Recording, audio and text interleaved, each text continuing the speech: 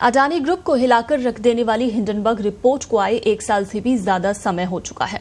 इस रिपोर्ट के चलते अडानी ग्रुप की कंपनियों के शेयर अर्श से फर्श पर आ गिरे थे और अब इस रिपोर्ट पर अडानी ग्रुप के चेयरमैन गौतम अडानी ने खुलकर बात की है। उन्होंने कहा कि अमेरिकी इन्वेस्टमेंट कंपनी हिंडनबर्ग की रिपोर्ट दरअसल अडानी ग्रुप की तरक्की को रोकने और भारत सरकार को बदनाम करने का प्रयास था। ये दुनिया में किसी भी कॉरपोरेट पर किया गया सबसे बड़ा हमला था। गौतम अडानी ने कहा कि 24 जनवरी 2023 को अडानी ग्रुप पर हमला बोला गया।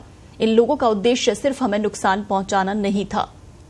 हिंडनबर्ग भारत सरकार की नीतियों को भी निशाना बनाना चाहती थी। भारत सरकार की नीतियों को राजनीतिक रूप से नुकसान पहुंचाने का प्रयास किया गया था। हमारी नींव को हिलाने के इस प्रयास के बावजूद अडानी ग्रुप मजबूती से खड़ा रहा और इस संकट का सामना किया। हमने लंबी लड़ाई के बाद न सिर्फ अपनी साख बचाई बल्कि अपना फोकस ग्रुप को आगे बढ़ाने पर लगाए रखा। हिंडनबर्ग ने अपनी रिपोर्ट में अडानी ग्रुप पर बड़े बड़े आरोप लगाए थे। शॉर्ट सेलिंग फर्म ने कहा था कि अडानी ग्रुप की कंपनियां फर्जी ट्रांजैक्शन, अकाउंटिंग फ्रॉड और स्टॉक मार्केट में हेरफेर करती हैं। इस रिपोर्ट के सामने आने के बाद अडानी ग्रुप की कंपनियों के स्टॉक धड़ाम हो गए थे। निवेशकों को भी लगभग 111 अरब डॉलर का चूना लगा था। अडानी ग्रुप को इस सदमे से उबरने में बहुत वक्त लगा। गौतम अडानी उस समय दुनिया के दूसरे सबसे अमीर इंसान बन चुके थे, मगर हिंडनबर्ग रिपोर्ट ने उन्हें ऐसी चोट पहुंचाई कि वो टॉप 20 से भी बाहर हो गए थे। पिछले साल रिपब्लिक डे की पूर्व संध्या पर भी गौतम अडानी ने शेयरधारकों को दी संदेश में रिपोर्ट पर सवाल खड़े किए थे। रिपोर्ट जारी होने के बाद अडानी ग्रुप के खिलाफ कई जांच शुरू की गई थी। मार्च 2023 में सुप्रीम कोर्ट ने एक समिति का गठन किया।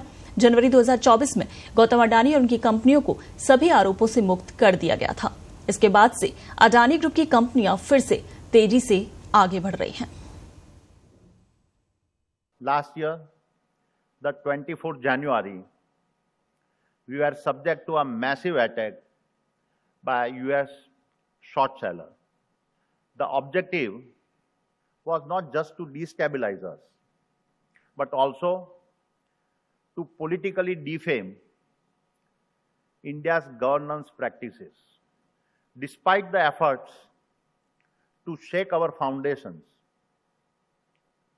we stood firm.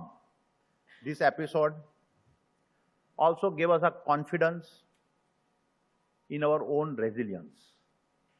It is the ability to manage complexity that will differentiate you.